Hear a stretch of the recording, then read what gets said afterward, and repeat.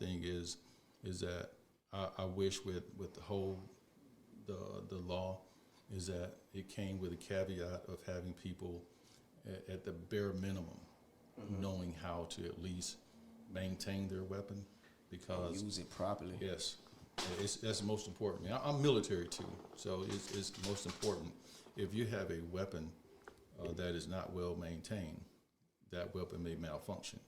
Now, even if you're a good guy with a weapon, you're well intended to go out there and help somebody.